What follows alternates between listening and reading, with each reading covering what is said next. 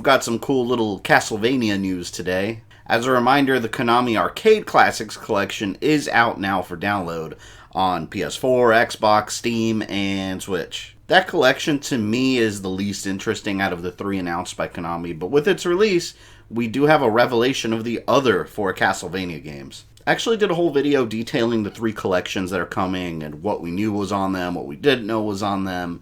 You can click right there if you want to see that. And I did take a guess at the 4 mystery games that were in the Castlevania collection.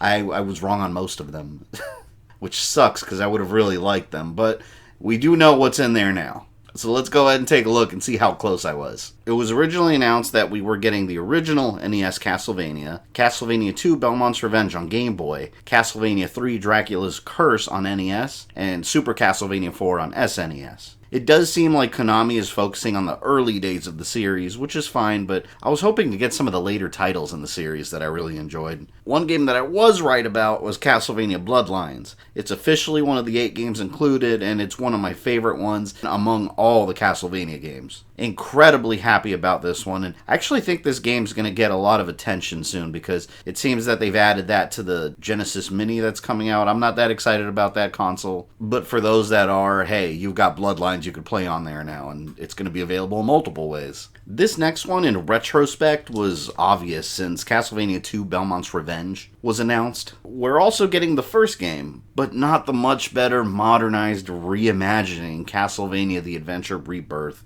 We're getting the original Game Boy version, which I guess this does make sense. I mean, for a low-priced collection, they could probably sell this game for $10 by itself, so why add it into the collection? It still would have been awesome to see. And since they are focusing on the origins of the Castlevania series as a whole, fine. But man, Rebirth is just so much better. I do hope this means we're getting a Rebirth collection in the future that maybe will include the Contra and the Gradius Rebirth games all together in one set. So based on this revelation, I don't think we're going to get Contra Rebirth in the Contra collection either. Those games need to be re-released. Please, Konami. The last 2 games are kind of surprising to me. Castlevania 2 Simon's Quest for NES is one that I thought may have been possible since we have the other 2 NES games, but that is probably the most polarizing game in the series. It doesn't exactly have a good reputation among fans. It's kind of like the Zelda 2 Link's Adventure of Castlevania games, where they had one game that was a hit, and then they had a sequel where they tried to change the gameplay style from how it started,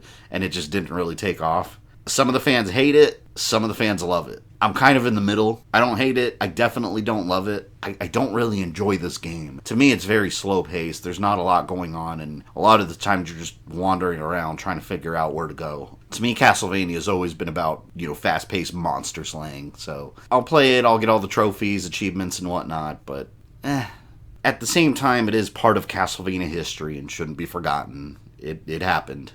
And I definitely didn't see the final one coming, Kid Dracula, which never saw a proper US release, so I'm excited to check this one out. I've actually never played it since it was only out on the Famicom, the Japanese NES. Now, we did get a Game Boy game called Kid Dracula, but that wasn't the same game. It was actually a remake/sequel to the original. And also, it's not considered canon, which I could care less about. But Castlevania tends to have a small segment of the fan base that's very passionate about what's canon and what's not canon. Again, I could care less. But if they are adding non-canon releases, it would have been a perfect time to have Castlevania Legends in the collection. That's not considered canon either, and I feel that's a really good game, starring a Belmont that was basically wiped out of existence by Konami. I guess that game is truly lost to time, putting emulation aside, of course. Although I'm not 100% happy with the selections we have in the Castlevania collection, I'm happy that we're even getting one, seeing something happen with Castlevania.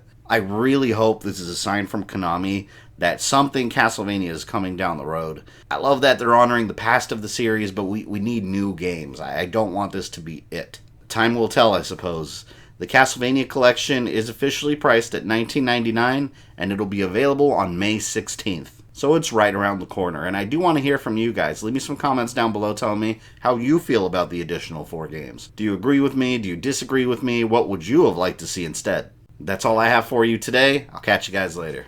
If you enjoyed this video, don't forget to smash that like button with all of your strength. Make sure you subscribe and click the bell so you don't miss any new content. You can follow me on social media or go into my community tab for updates. And for as little as $1 a month, you can support the channel directly on Patreon. This is Fabian, I love you guys, and I'll see you next time.